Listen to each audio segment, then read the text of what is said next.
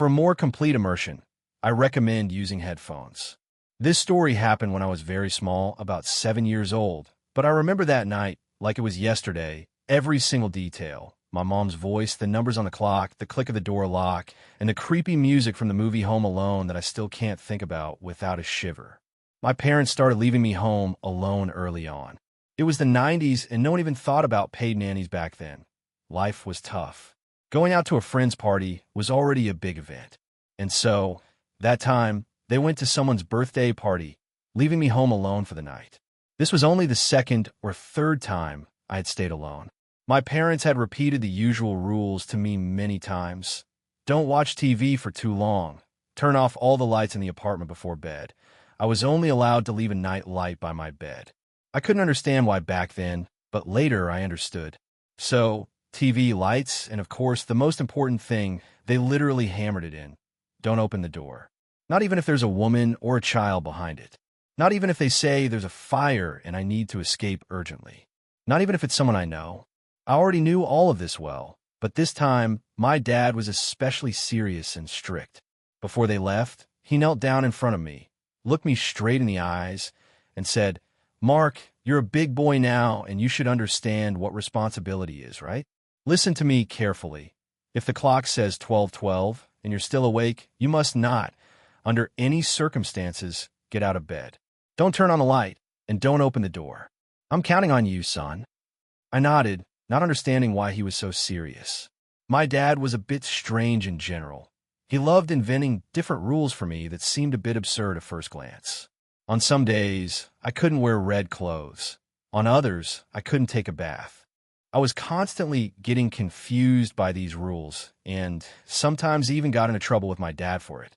I'm still not sure if these rules were just his strange fantasies or not, but the rule about keeping the door locked at 12:12 stuck with me for life. The parents left, and I waited a couple of minutes, listening to the silence. Then I sprang up and quickly ran through the apartment, turning on the lights in all the rooms. Let them burn everywhere. It's safer that way. The light made the shadows in the corners less scary.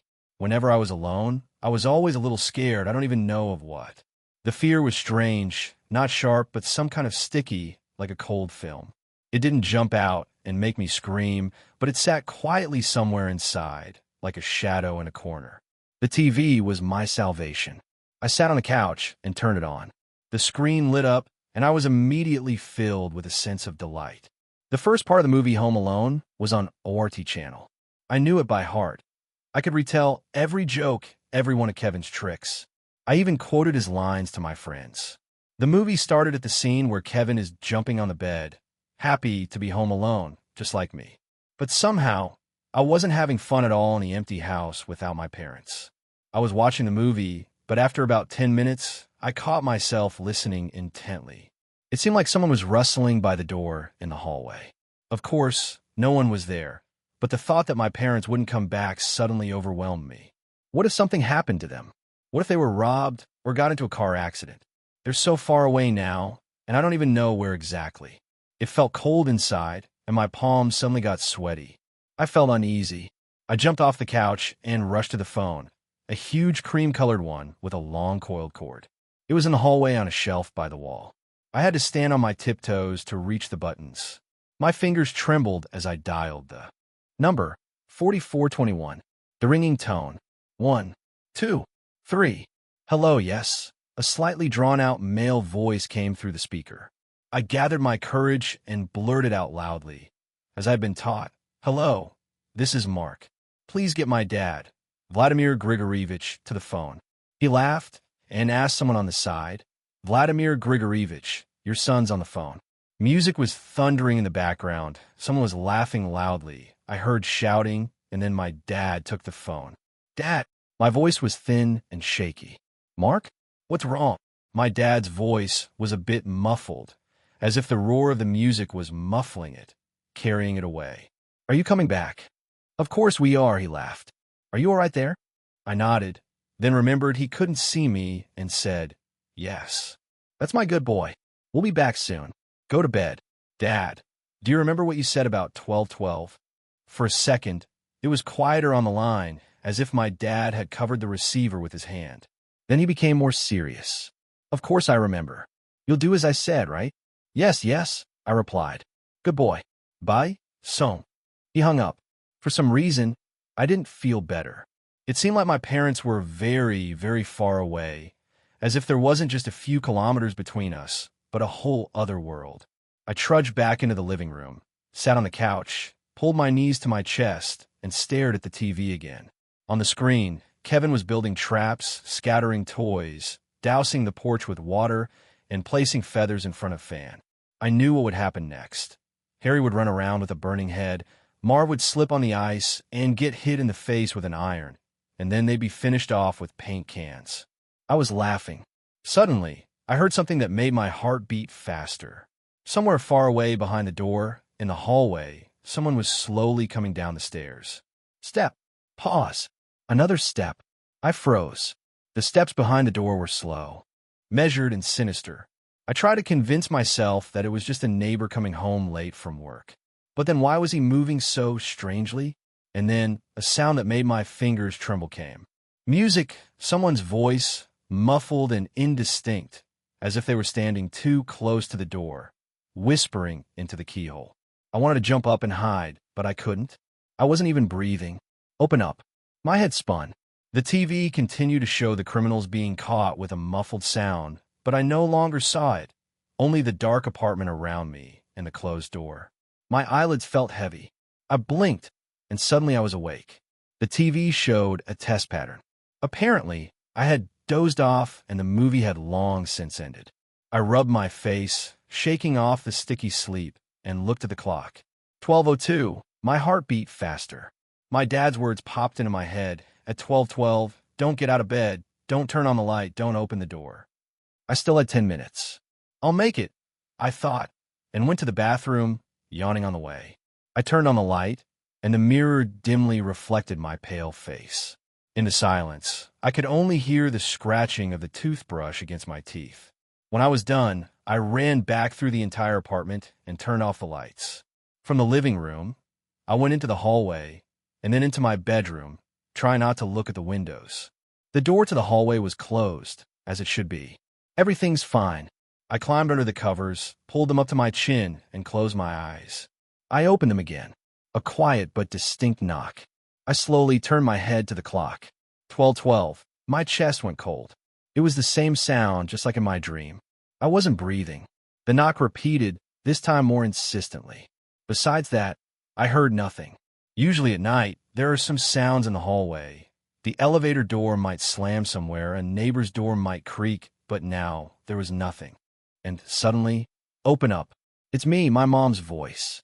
I flinched with relief. But it was strange. Mom hadn't said she would be back so early. Still, I slid off the bed and tiptoed into the hallway. What if Mom got sick and decided to come back early, and Dad stayed at his friend's place?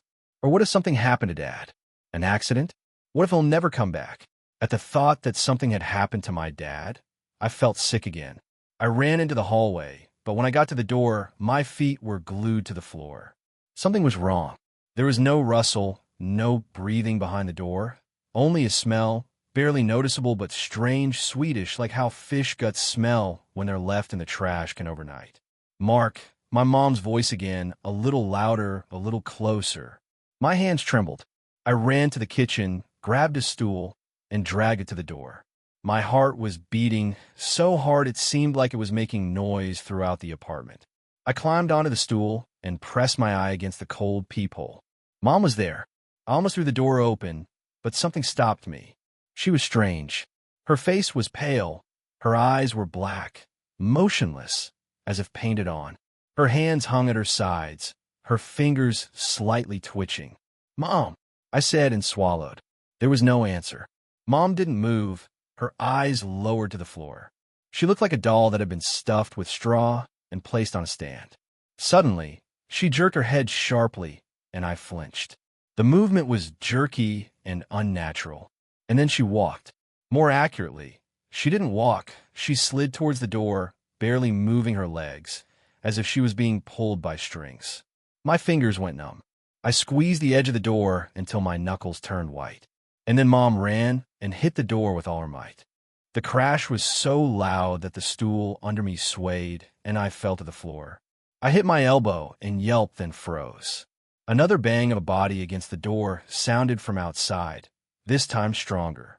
I screamed and, not knowing what I was doing from fear, ran into my bedroom, where I dived under the covers and covered my head with them. I curled up into a ball, not daring to even breathe. The warmth quickly turned into stuffiness. The duvet cover stuck to my face, and the air under the covers became heavy and damp, but I couldn't force myself to get out. Outside, someone hit the door again, not as hard as the first time, but enough to make the bed under me shake. And then the doorbell rang, a thin, unpleasant, shrill sound. It rang and rang, longer than usual, until it suddenly stopped, leaving behind a silence in which even my own breathing seemed too loud. I clutched the corner of the blanket, squeezing it so hard that my nails dug into my palms. The knock again. Then someone scraped their fingernails across the door. Music!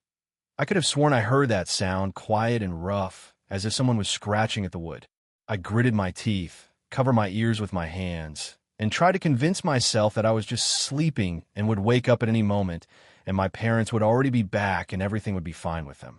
But when I opened my eyes, I could see through the fabric of the blanket that the light in the room had started to flicker. Once again, and suddenly everything went quiet. The knocking stopped. The doorbell went silent. A heavy silence set in. I lay motionless for a minute, 2, 3, and finally decided to get out from under the covers.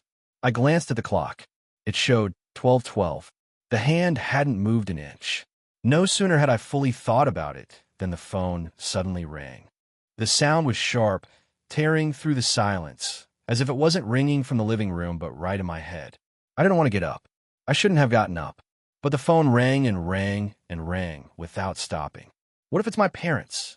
The image of my mom's figure that I'd seen in the peephole, creepy and lifeless, flashed before my eyes. What if that was her? And I didn't let her in. I jumped up, ran to the phone, and grabbed the receiver. My fingers were shaking, and at first, I almost dropped it, but I managed to pull myself together and whispered softly, "Hello." "Hi, son," my dad said on the other end of the line. I froze. There was no music in the background anymore, no voices, no laughter, only his voice, quiet, clear, too clear, as if he wasn't talking on the phone but was standing right here behind me. "Hi, son. How are you there?" "Everything's good, yes," I choked out. "Good boy." His voice was soft, gentle, almost lulling. "Do you remember what I told you?" I swallowed. "Yes." "Repeat it." I shifted on the spot, feeling the receiver in my hand, getting damp. "Don't watch TV for too long. Turn off all the lights before bed. Don't get out of bed at 12:12. Don't open the door for anyone." "Good," my dad smiled. I could hear that smile without even seeing him. "You're a good boy, Mark. I'm proud of you." I clutched the receiver tighter. "Are you afraid that your mom and I will die?" I opened my mouth, but couldn't answer right away. How did he know what I'd been thinking about all this time they were gone? "Yes." "Then do what I say." I nodded and quickly said, "Okay. First, don't hang up the phone." I clutched the phone with both hands. "Okay. Second, cover all the mirrors." I flinched. "With what?" "Find something black." I nodded quickly, jumped to my feet. "Okay. And hurry, son." My dad's voice became a little sterner. "We don't have much time." I threw the receiver on the table and rushed to find something black. The closet, the dresser, the room. I emptied things, grabbing the first thing I came across. A t-shirt, a sweater, a towel, it didn't matter. There was a mirror hanging in the hallway, big and old with peeling frame. I quickly covered it with the sweater and, without even securing it properly, ran on. In the bathroom, my own pale, frightened reflection looked at me. I quickly closed the door as if that could help, but a second later, I ran back in, grabbed a dark towel of my dad's, and covered the mirror. There was still one more in my parents' bedroom, my mom's mirror. I didn't want to go there. It seemed like the creepy figure of Mom, with the black eyes, was waiting for me there. But Dad said I had to. I went in, trying not to look around. On the vanity, there was a large mirror in an ornate frame, dark and featureless in the dim light. It seemed to me that something was stirring in its depths. I quickly threw a t-shirt at the mirror and hurried back, trying not to breathe. "All done." I gasped into the receiver. "Good job," Mark, my dad's voice was warm, even proud. You did everything right. I swallowed. The echo of fear was still inside me, but the praise acted like a sip of hot tea on a cold day. Dad knows what to do. He'll help me. And now, he continued, go to the door and turn the lock a few times. Then, push the door. I froze. Why? Just do as I say, son. It's important. Okay. My voice came out hoarse. I slowly approached the door. It seemed taller and more massive than before, darker. I reached for the lock, my fingers shaking. I turned it once. At that moment, a sound came from behind the door. Not a knock, not a voice, but a faint, barely audible rustle, as if someone behind the door was taking a deep breath. I froze. My heart was thumping in my ribs so loudly that it seemed like it was about to burst out. I turned the key again. If you don't open it, they will die. The voice exploded, deafening me and covering me in an icy storm of horror. The voice of my dad was no longer gentle. It had a steel-cold and ruthless quality that made my lips go numb. Your parents will die. Something in the receiver rasped, heavy breathing, as if someone else was breathing on the phone line. Dad, what? They will slice them up, Mark. The voice became low, a scraping sound. Slowly, 1 centimeter at a time. They will hold them so they can't struggle. They will listen to them choke on their own screams. I squeezed my eyes shut, my lips silently whispering, no, no, no. Then they will hang them. The voice whispered like a snake's hiss. From below, rats will crawl. Hundreds of them.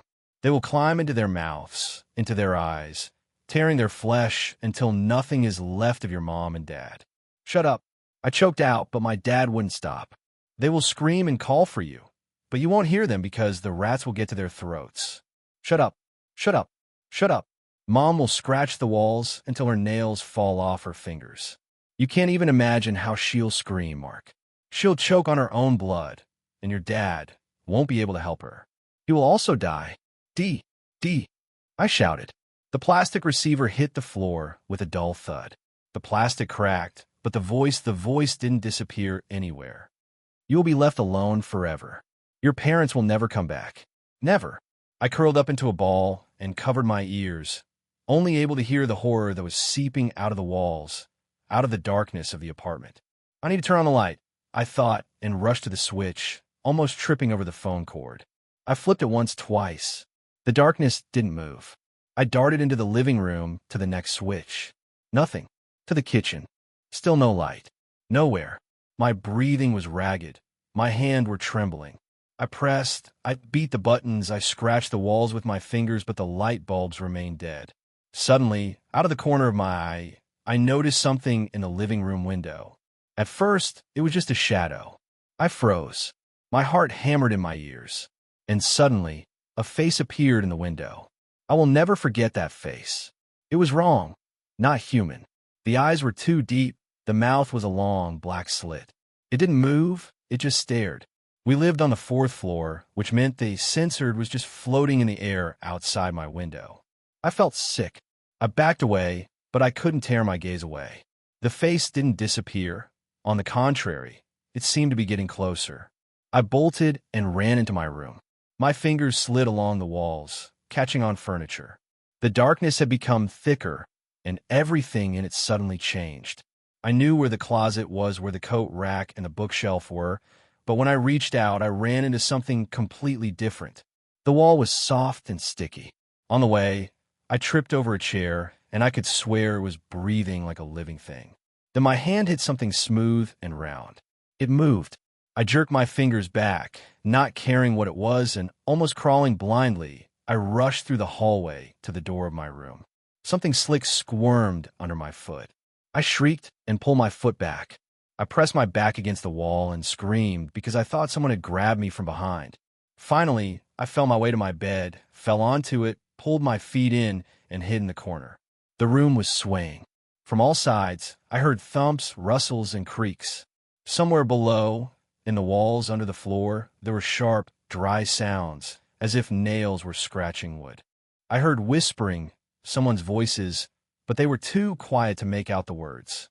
Suddenly, in the living room, a familiar song from Home Alone started playing. Only now it sounded wrong. Too slow, too muffled, as if the tape recorder had chewed up an old cassette. The low notes stretched out, turning into a hum. Outside the window, in the darkness, shadows were moving. Voices were laughing at me. The rustles were getting closer and closer. I couldn't take it anymore and screamed again. I screamed as loud as I could, so hard that my chest ached. All the sounds merged into a wild chaos, scraping, rustling, and laughter. I no longer knew what was real and what wasn't. And then, as if someone had thrown a blanket over the room, everything became a little quieter. I could still hear it, but it was as if it was from far away. The thumps didn't disappear, but they were no longer getting under my skin.